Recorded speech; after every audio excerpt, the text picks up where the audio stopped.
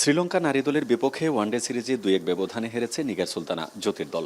তবে ঘুরে দাঁড়ানোর প্রত্যয়ে মঙ্গলবার থেকে সিলেটে শুরু হওয়া টি-20 সিরিজে লঙ্কানদের মোকাবেলা করবে বাংলাদেশ। ম্যাচের আগের দিন সিলেট আন্তর্জাতিক ক্রিকেট স্টেডিয়ামে দুই দলের অধিনায়কের উপস্থিতিতে সিরিজের ট্রফি উন্মোচন করা হয়।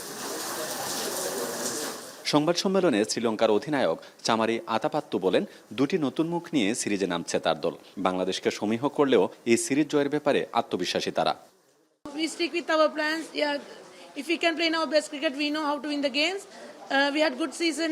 We have good series against Bangladesh in Sylhet, in Rajshahi. So hopefully we can continue that same momentum in here. If our players play in their best cricket. চলতি বছর নেপালে অনুষ্ঠিত আইসিসি নারী টি-20 বিশ্বকাপের শেষ টি-20 খেলেছিল বাংলাদেশ।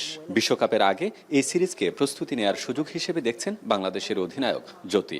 এটা আমাদের জন্য আরেকটা অপরচুনিটি বলবো যে দল হিসেবে কামব্যাক করার এবং ডেফিনেটলি নিজের দেশে খেলা প্লাস হচ্ছে ওয়ার্ল্ড কাপের আগে সিরিজ ভেরি ইম্পর্টেন্ট আমাদের জন্য, কারণ আমাদের টিম হিসেবে আসলে আমরা কতটুকু প্রিপেয়ার্ড ওয়ার্ল্ড কাপের জন্য সেটা জানার জন্য আসলে এই ম্যাচগুলো আসলে হওয়াটা অনেক বেশি জরুরি। ওয়ানডে সিরিজের ভুলগুলো শুধরে টি-20তে ভালো পারফরমেন্স উপহার দিতে চান বাংলাদেশের অধিনায়ক।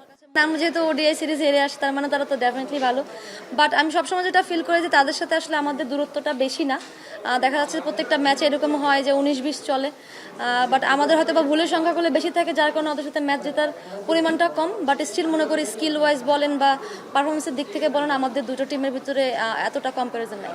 সিরিজের সবগুলো ম্যাচ অনুষ্ঠিত হবে সিলেট আন্তর্জাতিক ক্রিকেট স্টেডিয়ামে। দ্বিতীয় ম্যাচ হবে 30 এপ্রিল এবং সিরিজের শেষ ম্যাচ 2 মে মুখোমুখি হবে দুই দল। প্রতিটি ম্যাচ শুরু হবে দুপুর 1:30টায়। গুলজার আহমেদ, এখন সিলেট।